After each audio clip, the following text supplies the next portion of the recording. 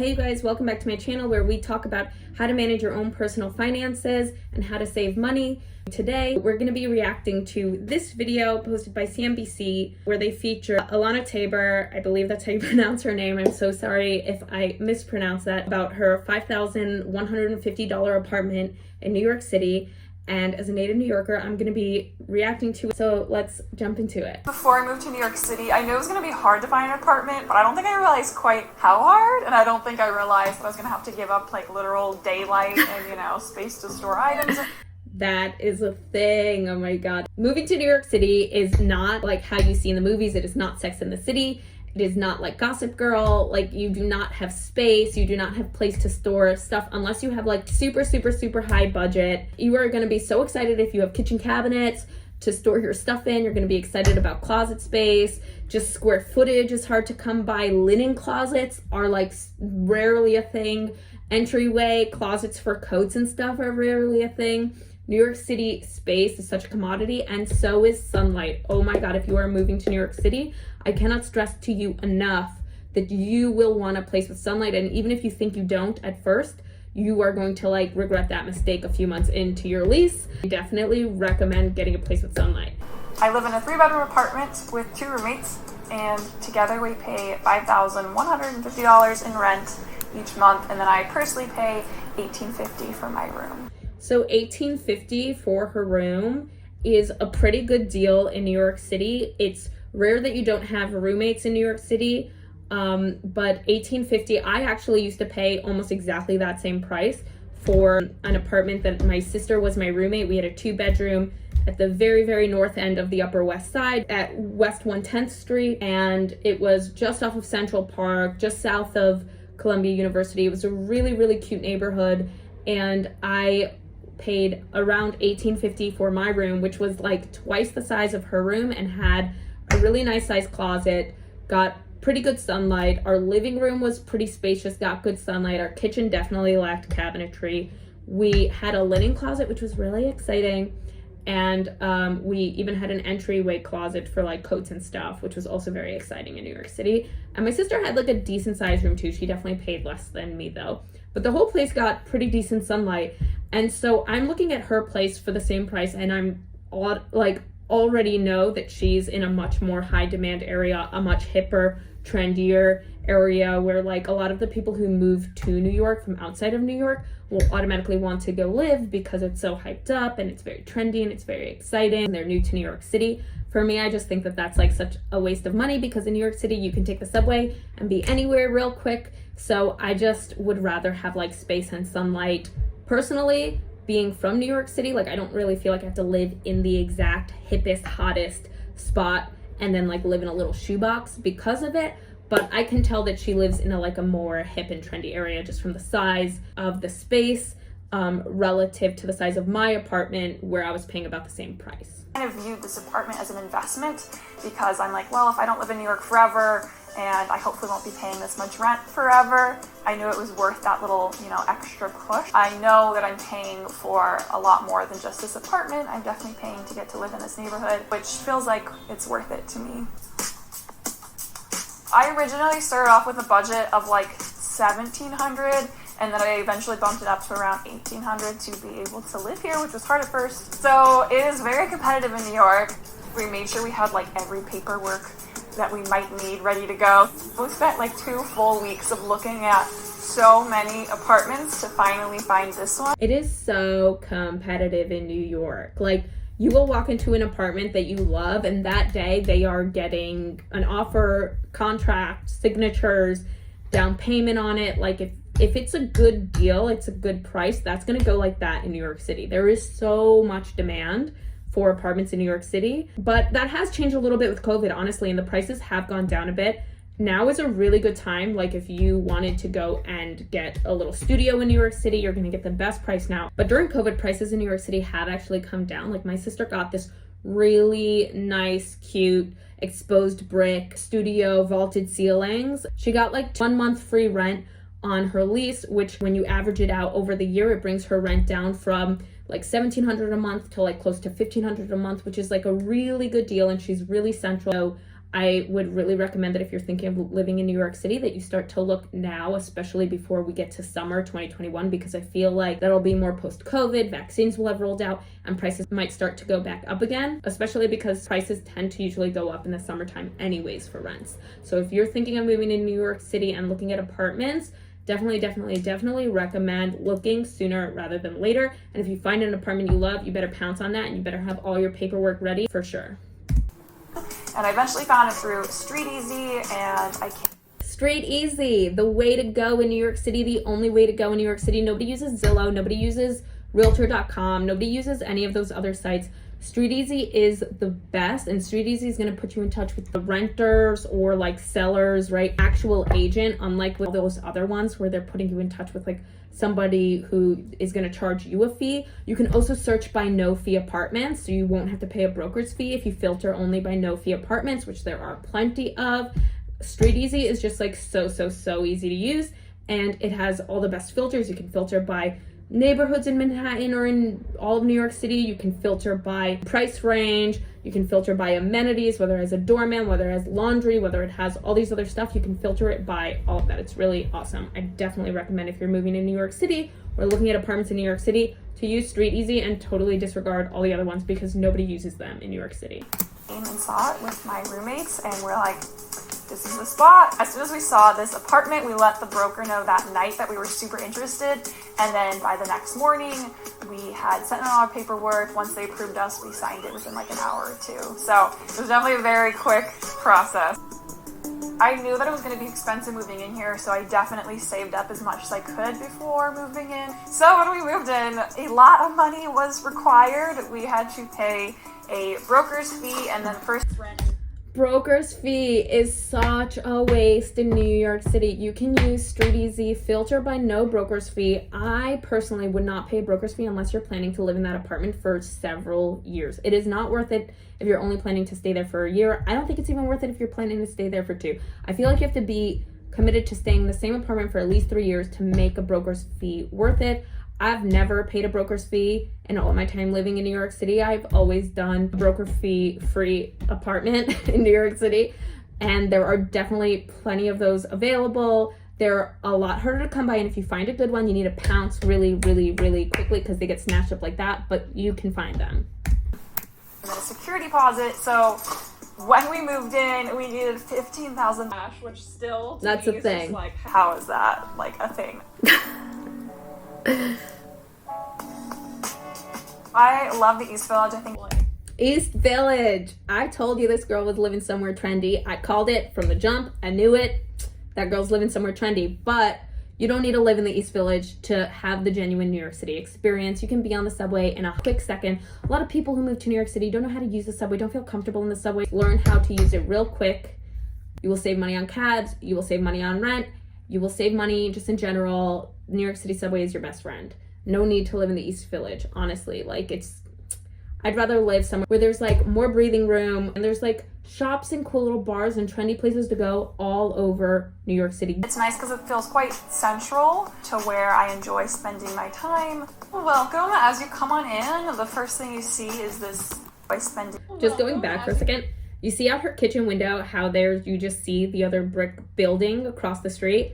That's a thing in New York City. That's why it's so difficult to get sunlight. And you'll notice that in her apartment, they get sunlight in her bedroom and I think one of the other bedrooms. They don't get any sunlight in their kitchen. They don't get any sunlight in their living room. Sunlight is one of the hardest commodities to come by in New York City. I kid you not, but it is worth it.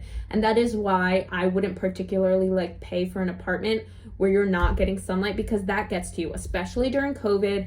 If you're quarantining in an apartment, you don't have any outdoor space. When you go outside, there's just like people all around you, all in your face, all the time in New York City. And so like to not have sunlight, the sky, to have buildings obstructing your view is just like really difficult. I would much rather live away from the East Village, away from all these really like hot, cool, hip places, and then just live in like a place that has like more air around you and is just like way better for your like emotional and mental well-being, honestly. You come on in, the first thing you see is this. So that kitchen is beautiful, I will say that. It's a cute kitchen, but you notice how the fridge is like this like junior size fridge? That is like, you'll see that all over the place in New York City. Those are in like every other apartment you walk into. And that stove is also like a junior size stove. That's not even a normal size stove.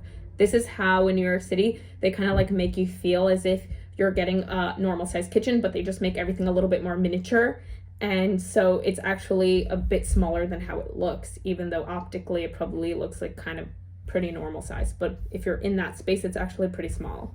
For New York standards, it's large, but for the rest of the world standards, this is kind of small. Honestly, they have everything they need and then some, and these types of amenities in a kitchen are actually pretty upscale for Manhattan apartments. I'm not gonna lie, like they're not included in every single apartment, and a lot of people live without like a dishwasher or without stainless steel or without these brand new cabinets and countertops and everything being like all beautiful and nice. Like you pay a premium in New York City for these things. The first thing you see is this kitchen.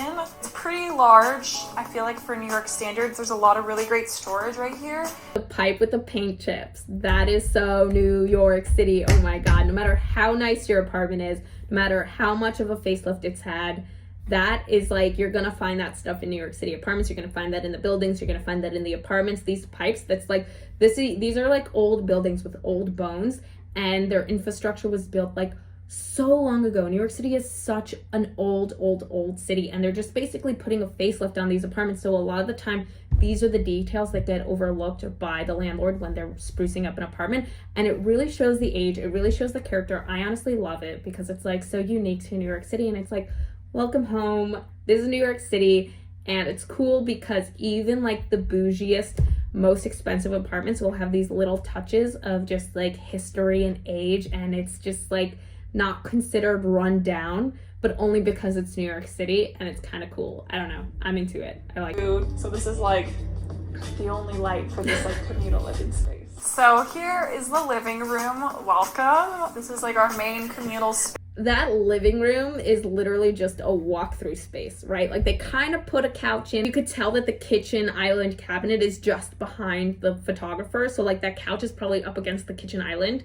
And then they kind of put like the table off to the side, and there's like this tiny little walkway, and it's barely even a living room. It's just like a walkway space basically that they use as a living room, and has no sunlight. This is quintessential New York City. I am not even kidding you. And people pay $5,000 for like, they don't even have a living room. They don't even have sunlight. Like that's New York City. When you move to New York City, this is standard. This is like, not even standard. This is like the golden standard. This is like what you aspire to have if you wanted to live in the East Village or in a trendier, hip or more central area. So it's just kind of hilarious. And they have that little snake plant. Plants in New York City, so hard to have plants because again, you don't get sunlight, and plants need sunlight. So like you see he's kind of like dying in the little corner. Oh, I miss home. I miss home. This nook area here where, you know, me and my roommates will share a little meal. It's obviously small, but it's great for two people. And we actually have a projector down here. We'll often just project it here and get like a good little movie set up without having to like buy a whole TV, which has been nice. Look, I told you, see, it's up against the kitchen counter, which is, I knew it. I called that such a small little space for a living room. But for people who just like are a couple years in New York City, like it works. I'm not hating on it. You don't really need much more space. Once you get to New York City, you're honestly spending all of your time outside. You're not really in your apartment. Only during COVID did that change. So honestly, during COVID, like living like this would be probably really claustrophobic. But in all other normal times of the world, people who live in New York City are out and about. Like you come home to crash. New York City is your playground. So that's why people are okay living in these like darker, less lit, smaller areas, just to be in a central location that is like their playground. And that's just like the nature of New York City. So hopefully in a post-COVID world, this will make a lot more sense for a lot of people who are interested in moving to New York. I personally left New York during COVID because for me, I was like, in a COVID world, this doesn't make sense to live like this because you can't be out and about. You can't be socializing. Like you're wearing a mask and like sanitizing yourself everywhere you're going in public. And it just became like nerve-wracking for me to be out in public, and then nerve-wracking for me to be home inside of these, you know, smaller, more claustrophobic areas. But hopefully in a post-COVID world, it can make a lot of sense for a lot of people. This way leads you to the hallway. All right, welcome to my room. I It's a pretty good size room. Like I said, I could tell from the size of it and from the apartment in general that, like, you know, she lives in a trendier area, because you can definitely get more square footage in other parts of New York City. She does get good sunlight. That's awesome. She has space for a desk. She has space to walk. That bed looks like at least it's a full-size bed. You know, she has and she furnished it really well. Honestly, I like this. I like the bedroom. My room personally is about 13 feet by 9 feet. So first off, we have my bed, which is just my pride and joy. It's very cozy. So she has a double door closet and that double-sided dresser. So she honestly has quite a bit of space for her clothing and stuff. She made really good use of this space. So here's my dresser, which is a great just additional space to my closet. Walk up to my closet. It's pretty spacious overall, I'd say, for New York standards. Alright, so coming over here, we have my roommate Maxine's room. This room also gets good light. It honestly looks exactly the same as a mirror image of the other room. Identical to mine. It might just be a smidge small. Her closet is a little bit smaller. Just crossing the hallway is my roommate Natalie's room. And her room is definitely smaller and doesn't get quite the amount of natural light. You see the exposed brick outside this room does not get a lot of light. And this girl can't even go into the living room or the kitchen for light. So she gets no light anywhere that she lives, which gets to someone after time. Like, you don't think it will, you think you're gonna be fine, but then you're stuck inside in a quarantine in a global pandemic with New York City having the highest rates of COVID at some point, right? Like, that is just psychologically like a really hard setup. I wouldn't be the roommate who could live in this room. Some people who are new to New York City might be okay living in this space, but I just would not personally be able to do it, because, you know, I know that there'd be other places in New York City where, like, you could get the sunlight and you could get the space, and maybe you have to take the subway one stop further or two stops further, but it's totally worth it for sunlight. I am not even joking, it's worth it for sunlight. So she pays a few $100s less. I think she's done a great job with the space. She still has like a really big dresser in here and lots of fun little pieces throughout, and she doesn't have a closet in her room. So over here is her closet, which is just great extra storage. To be honest with you, this happens in New York City all the time. I bet you that room was part of the living room, and the living room did have windows in it, and then the landlord put a wall up, because landlords do this in New York City. They'll put random walls up. They'll take away like half the living room of an apartment that, like, in olden times in New York City felt much more spacious, had more sunlight, and then that wall will block where there was sunlight of some sort into the living room, and he'll then make this little corner that doesn't even have a closet in it and call it a bedroom, and then he can rent it as a 3-bedroom instead of a 2-bedroom, which will like increase the amount of rent you could get, because in New York City you sell by square footage and price by square footage when you're selling an apartment, but when you're renting an apartment, square footage doesn't matter. It's just the number of bedrooms that matter. So literally by adding an artificial wall somewhere, you can then have yourself a 3-bedroom apartment and get an extra $1,000 to $2,000 in rent. And so they probably take the linen closet and give that to the roommate, because she doesn't have a closet in her room, because it's not an original bedroom. It is just a makeshift bedroom by the landlord to charge extra money, which, if you're a landlord, good on you. That's a genius idea, I'm not gonna lie. So here's the bathroom, which the 3 of us split, which, you know. Also, the same reason they only have 1 bathroom for 3 bedrooms is because this apartment was not originally designed as a 3-bedroom. This apartment, I'd wager a lot of money, was originally designed as a 2-bedroom, so they only had 1 bathroom, because that makes sense, right? You like probably aren't going to have 2 bathrooms in New York City for a 2-bedroom apartment, but then you add another wall and you have a 3-bedroom, and it like starts to feel a lot more cramped. That's probably what happened here. I'm not gonna lie, a lot of people wouldn't be able to pinpoint that, but this native New Yorker knows. I know what you're doing, landlord. I see your trick. It's sometimes hard splitting, but I feel like we manage it pretty well. Just kind of your classic New York bathroom, but definitely not fancy. This is also normal in New York City for bathrooms, for them to be like pretty squeezed in, just have everything just tight and fit, where that toilet looks like it's almost exactly in the shower, and there's like this wall separating the sink and the shower, and it's just like barely room. Imagine having 2 people in there trying to brush their teeth. That's my life. That was my life in New York City. I think when this lease finishes up, there is a good chance we might move elsewhere, maybe try to get a little bit more space, as you know, deals are changing here in New York. just because, instead of working out of an office or a co-working space, we're pretty much all at home, and so it would be nice to have a little bit more space to work and to breathe and to move around. That's what I was saying. During COVID, I bet you would change their mind about whether they could continue living in this apartment.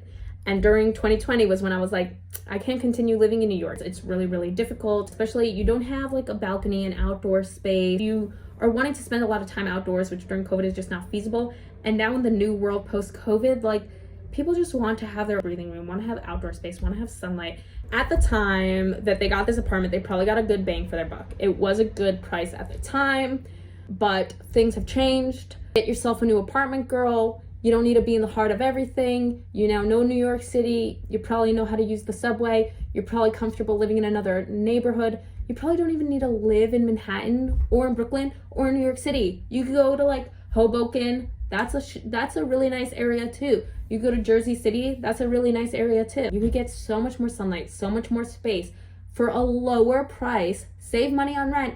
Have better amenities. Have more space. Have room for your little YouTube studio. Have room for you and your roommates to not always be on top of each other. Have the sunlight for your mental health and just well-being. I work for a company that's headquartered in New York City, and everybody was in the office every single day. But the world has changed. If you go to Midtown East, where all these big office sky rises were, even now a year later, even with vaccines rolling out, people aren't going to the office buildings anymore. People are still working remotely. New York City is going to be forever changed. Like even when people start to go back to these office buildings and it starts to get a little bit more buzzing, which it already is, it will never get to be like quite where it was, because people will be like, okay, maybe I'll go into the office once a week, twice a week, maybe 3 times a week, but I'll work remotely the other days of the week. And so it's just going to be a little bit more change. There's not going to be as high of a demand to be in New York City. If you only need to be in the city once or twice in a week, you can live a little bit further outside the city and commute for an hour each of those 2 days in a week, because you're not going into the office 5 days a week. So the world is changing. Things are different. The native New Yorker in me says, like, New York is cool, but it ain't that cool, and your wallet is more important. And if you're going to spend that kind of money, there's ways that you could spend that money and get more for it. Those are my 2 cents as a native New Yorker. If you enjoyed this video, please do subscribe down below. Please leave me a like. It helps out my channel with the YouTube algorithm so much. I can't even explain to you how much I appreciate it. It really means so much. And if you want to see more videos like this one or learn more about how to manage your own personal finances, be sure to subscribe and hit that notification bell and leave some love in the comment section to let me know that you enjoyed this video. Thank you guys all so much for watching. Catch you in the next one.